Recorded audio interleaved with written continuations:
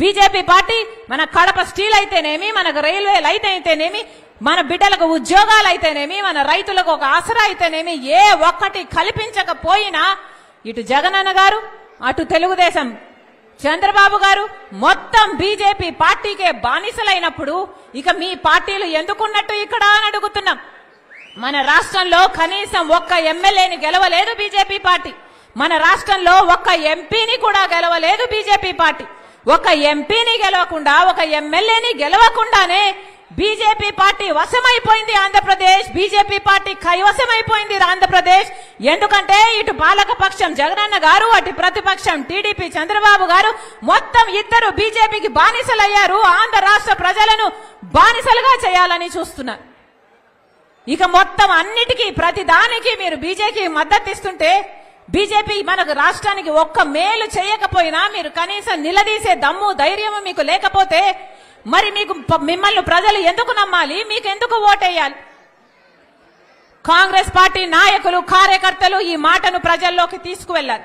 Congress party నాయకులు ప్రతి చోట చెప్పాలి, బీజేపీ పార్టీ అంటే ఎవరో కాదు, ఏదో కాదు. మన రాష్ట్రంలో ఒక ఎమ్మెల్యేని, ఒక ఎంపీని కూడా గెలుచుకోలేదు బీజేపీ పార్టీ. మన రాష్ట్రంలో బీజేపీకి ఉనికే లేదు అనుకుంటున్నారేమో. రాష్ట్రం అంతా ఉంది. ఎలా ఉందంటే బీజేపీ పార్టీ అంటే మన రాష్ట్రంలో ఇంకేదో కాదు, ఇంకెవరో కాదు. బీజేపీ అంటే బాబు, జగన్, పవన్. బి అంటే బాబు, జే అంటే జగన్, పి అంటే పవన్. దేశమంతా బీజేపీకి వేరే అర్థం ఉండొచ్చు కానీ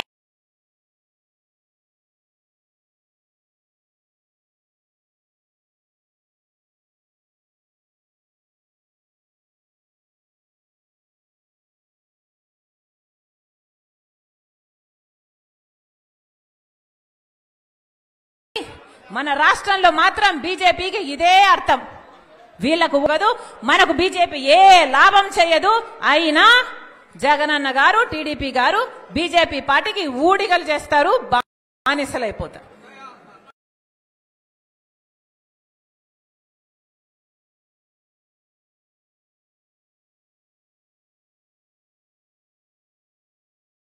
బానిసలైపోతారు. ఇదే జరుగుతుంది. ఇప్పుడు ఎన్నికలు వచ్చాయి. ఈ ఎన్నికల్లోనే మన జాతకాలు మారాలి. ఈ ఎన్నికల్లోనే మన భవిష్యత్తు గురించి ఒక నిర్ణయం తీసుకోవాలి. ఎన్ని ప్రజలకు మీరు వివరించి చెప్పాల్సిన అవసరం ఉంది. ఈ ఎన్నికలు దాటాయంటే మళ్ళీ ఒక 5 సంవత్సరాలు అరిచి గీ పెట్టినా మన జాతకాలు మారు. ఇప్పుడున్న ప్రభుత్వాలు పోవాలి. బీజేపీకి బానిసత్వంగా ఉన్న ఈ వైసీపీ అయినా, తెలుగుదేశం పార్టీ అయినా వీళ్లకు ఓట్లేస్తే మళ్ళీ మన భవిష్యత్తు శూన్యమైపోతుంది. ఒక కాంగ్రెస్ పార్టీ మాత్రమే మళ్ళీ మన రాష్ట్రానికి స్పెషల్ స్టేటస్ తేగలదు, పోలవరం తేగలదు, రాజధాని తేగలదు. కడపలో స్టీల్ ఫ్యాక్టరీ అయినా, రైల్వే లైన్ అయినా ఇవన్నీ సాధ్యం కావాలన్నా, మన బిడ్డలకు ఉద్యోగాలు రావాలన్నా, వ్యవసాయం మళ్ళీ పండుగ కావాలన్నా, రుణమాఫీ జరగాలన్నా, ఇవన్నీ కావాలి అంటే కాంగ్రెస్ పార్టీ అధికారంలోకి రావాలి అని మీరు ప్రజల మధ్యకు తీసుకువెళ్ళాలి. ప్రతి ఒక్కరు, కాంగ్రెస్ పార్టీలోని ప్రతి ఒక్కరు ఒక్కొక్క సైనికుడిగా కాదు, ఒక్కొక్క సైన్యంలా మారాలి. సరేనా? ఒక్కొక్క సైన్యంలా మారాలి. ఇది కడప జిల్లా.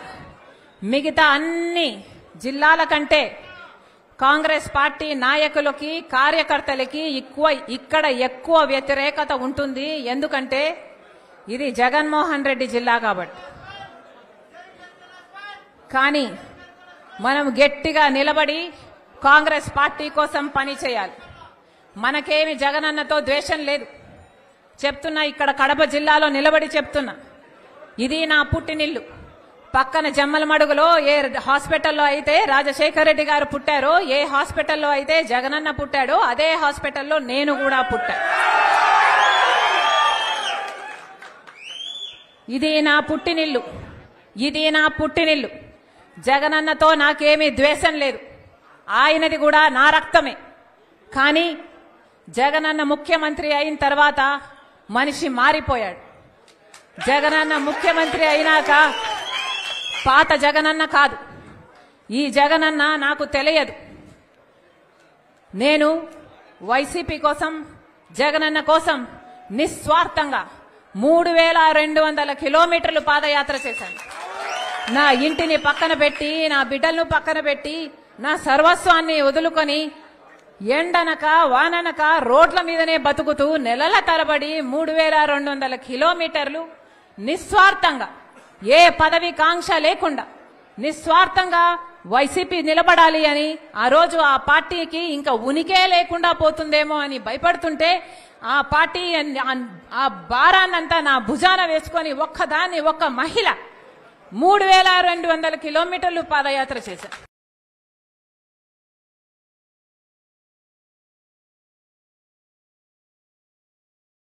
క్యాంపెయిన్ రన్ చేయమంటే చేశాం.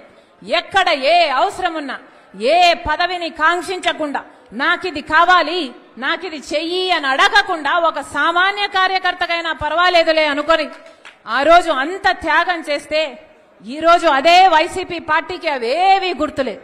ఈ రోజు వైసీపీ పార్టీకి, వాళ్ళ క్యాడర్కు, వాళ్ళ సోషల్ మీడియాకి అసలు నేను ఒక మహిళనని, వైసీపీ పార్టీ కోసం ఎన్ని త్యాగాలు చేశానని, రాజశేఖర్ రెడ్డి బిడ్డనని గాని, వాళ్ళకింత మేలు చేసిందానని గాని ఈరోజు ఒక్కటి కూడా గుర్తు పెట్టుకోలే. ఈరోజు మూకుమ్మడిగా నా మీద దాడులు చేస్తున్నారు. సిగ్గు ఎగ్గు లేకుండా, ఉచ్చం నీచం లేకుండా వ్యక్తిగతంగా నన్ను టార్గెట్ చేస్తున్నారు. ఎన్ని రకాలుగా రోజుకొక స్టోరీ చెప్తారు, రోజుకొకరిని ముందుకు తీసుకొస్తాడు, రోజుకొక జోకర్ ముందుకొస్తాడు, ఒక కొత్త మాట చెప్తాడు. నిన్నైతే ఒకడు ఏకంగా ప్రణబ్ ముఖర్జీ పేరునే తీసుకున్నాడు.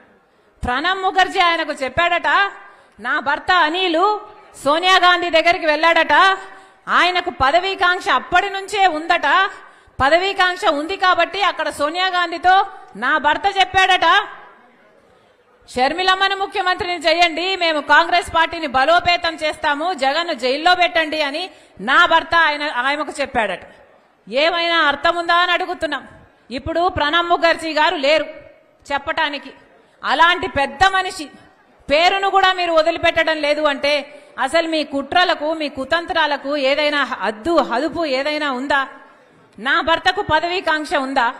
మాకు పదవీకాంక్ష ఉంటే మా నాన్న అప్పుడు 5 సంవత్సరాలు ముఖ్యమంత్రి, మేము ఒక్క పదవైనా తీసుకోకపోయే వాళ్ళమా? మాకు పదవీకాంక్ష ఉంటే ఒక్క పదవైనా తీసుకున్నామా మేము? మా నాన్న ముఖ్యమంత్రిగా ఉన్నప్పుడు ఒక్క పదవి తీసుకోలేదు కదా.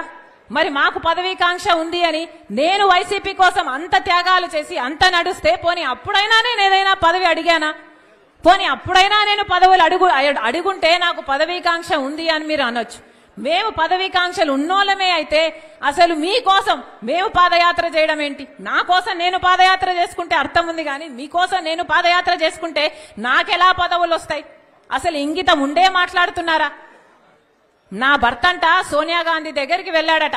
నా భర్త వెళ్ళింది సోనియా గాంధీ గారి దగ్గరికి భారతిరెడ్డి గారితో పార్టీ, మా వదినమ్మతో కలిసిపోయాడు. పోని నా భర్త షర్మిలమ్మను ముఖ్యమంత్రి చేయండి అని అడిగాడు అని అంటున్నారే, అది భారతిరెడ్డి గారి ముందు అడిగాడా, వెనకాల అడిగాడా? పోనీ దీనికి భారతిరెడ్డి గారు ఏమైనా సాక్ష్యం చెప్తారా? ఏమైనా అర్థం ఉండి మాట్లాడుతున్నారా? పోనీ ప్రణబ్ ముఖర్జీ గారు చెప్పారంటున్నారే, ఆయన ఆన్ రికార్డుగా ఎక్కడైనా ఈ మాట మాట్లాడా? ఎక్కడా మాట్లాడలేదు. ఆయన ఇప్పుడు చనిపోయాడు, బదులు చెప్పడానికి లేడు కనుక ఆయన పేరు తీసుకుంటున్నారు. పోనీ ఆయన కొడుకు బతికే ఉన్నాడు, ఆయన కొడుకున్నాడు, పోనీ ఆయన కొడుకు చేత అయినా చెప్పించండి మీరు, మీకు దమ్ముంటే, మీది నిజమైతే. చెప్తున్న ఒక్క మాట మీరు రుజువు చేసుకోలేరు. ఇష్టం వచ్చినట్లు జోకర్ల చేత, ఎవడి చేత వీలైతే వాడి చేత ఏది కావాలంటే అది మాట్లాడిస్తున్నారే. ఉచ్చం నీచం అవసరం లేదా? ఆడపిల్ల అన్న ఇంగితం కూడా లేదా? వ్యక్తిగతంగా టార్గెట్ చేస్తారా? ఇంకా సాక్షి అట ఇప్పుడు తెలంగాణలో నాతో కలిసి పనిచేసిన వాళ్లకు ఫోన్లు చేసి షర్మిలమ్మకు వ్యతిరేకంగా మీరు మాట్లాడితే మేము మీకు కవరేజ్ ఇస్తామని ఫోన్లు చేస్తున్నారు, వాళ్ళకు కవరేజ్ ఇస్తున్నారు. అక్కడ తెలంగాణ పార్టీలో నాతో కలిసి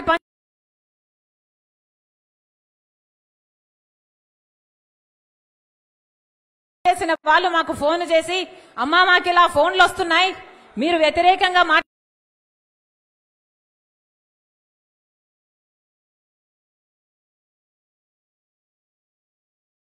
మాకు చెప్తున్నారు. ఇంతగా దిగజారాలా రాజకీయాలు? ఇంతగా దిగరాల్సిన అవసరం ఉందా? మీరు ఏ సాక్షి, ఇదే సాక్షిలో ఏ సాక్షి అయితే ఇప్పుడు నా గురించి ఇంత దూషణలు చేస్తున్నారో, ఇంత ఈ సోషల్ మీడియా అంతా ఇంతగా దూషిస్తున్నారో, ఇదే సాక్షిలో నాకు భాగం ఉంది. ఇదే సాక్షిలో జగన్మోహన్ రెడ్డి గారికి ఎంత భాగం ఉందో ఆయన బిడ్డ రాజశేఖర రెడ్డి బిడ్డకు కూడా అంతే భాగం ఉండాలని రాజశేఖర రెడ్డి గారు నిర్ణయించారు. ఇది రాజశేఖర రెడ్డి గారి నిర్ణయం. ఏ సాక్షిలో అయితే నాకు సమాన భాగం ఉందో అదే సాక్షిని వాడుకొని ఈ రోజు నా మీద వ్యతిరేకంగా మీరు ఇంత దూషిస్తారా? ఇంత ఘోరంగా వ్యవహరిస్తారా? ఇంత నీచంగా ప్రవర్తిస్తారా? ఇంత అవసరం ఉందా? ఇంత నీచానికి దిగజాల్చాల్సిన అవసరం ఉందా?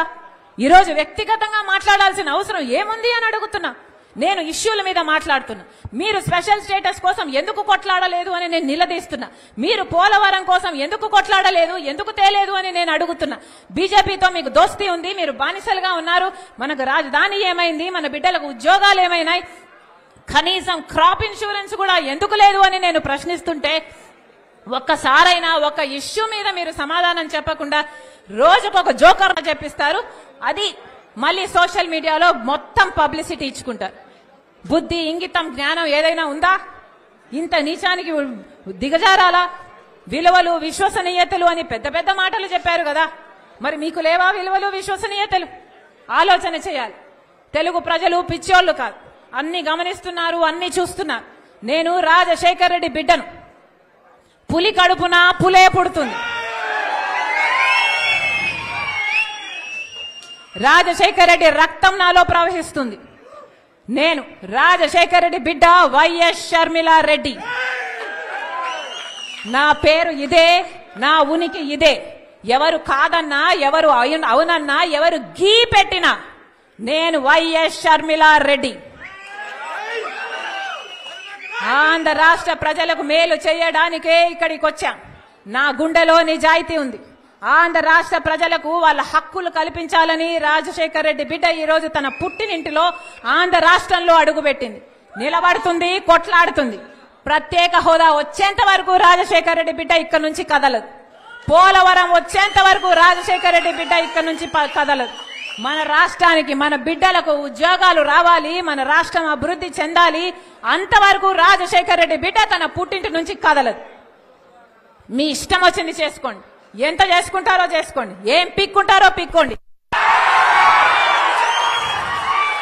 ఇక్కడ భయపడే వాళ్ళు ఎవ్వరూ లేరు.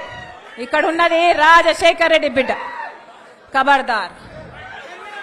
జోహార్ వైఎస్ఆర్. రాహుల్ గాంధీ గారి నాయకత్వం వర్ధిల్లాలి, వర్ధిల్లాలి.